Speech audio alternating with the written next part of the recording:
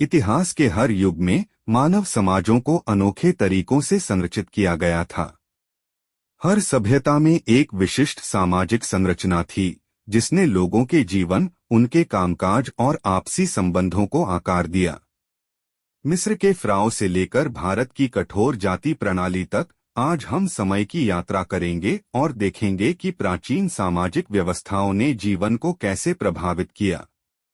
प्राचीन मिस्र में समाज को एक पिरामिड की तरह संरचित किया गया था, जहां फ़राओ सबसे ऊपर होते थे। फ़राओ को एक देवता राजा माना जाता था और उनके पास अपार शक्तियां थीं। उनके नीचे पुजारी और उच्च वर्ग के लोग थे जो धर्म और प्रशासन के प्रमुख कार्य करते थे। अधिकांश जनसंख्या किसान, कारीगर और मजदूर थी। ये लोग ऊंचे वर्गों के लिए भोजन, वस्त्र और सेवाएं प्रदान करते थे। सबसे निचले स्तर पर दास थे, जो अक्सर युद्ध के कैदी होते थे और जिनके पास कोई अधिकार नहीं होता था। मेसोपोटामिया, जिसे सभ्यता का पालना भी कहा जाता है, की अपनी विशिष्ट सामाजिक संरचना थी। समाज के शीर्ष पर राजा होते थे, जिन्हें दिव्य अधिकार प्राप्त था।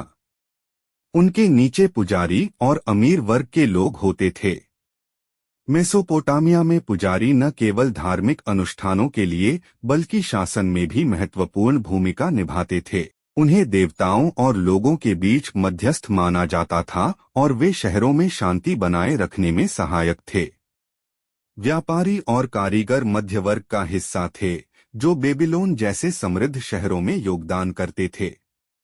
किसान, जिनका समाज में महत्वपूर्ण स्थान था, निम्न वर्ग का हिस्सा थे। सबसे निचले स्तर पर दास थे, जिनका मुख्य काम श्रमसाध्य कार्यों में सहायता करना था।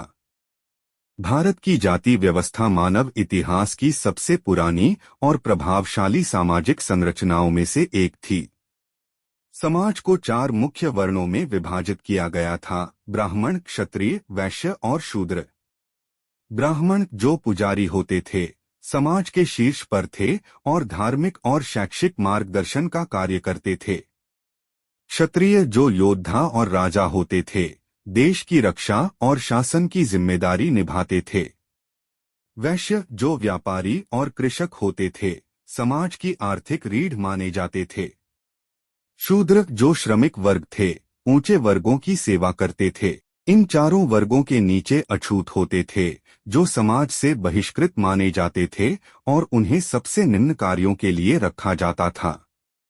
प्राचीन ग्रीस में सामाजिक वर्ग नागरिकता पर आधारित था।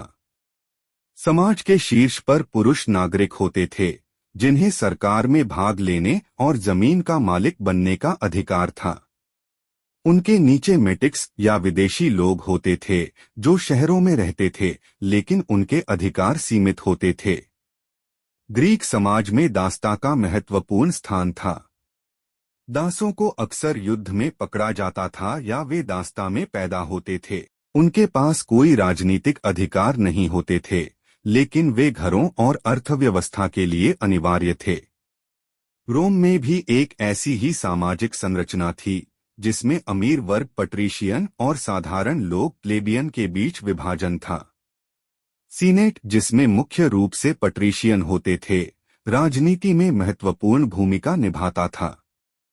ग्रीस की तरह ही दासता रोम की अर्थव्यवस्था का भी आधार थी। प्राचीन चीन में सामाजिक संरचना अधिक गतिशील थी, हालांकि यह भी अत्यधिक अनुशासित थी। सबसे ऊपर सम्राट होते थे, जिन्हें स्वर्ग का पुत्र माना जाता था और उनके पास साम्राज्य पर पूर्ण नियंत्रण होता था।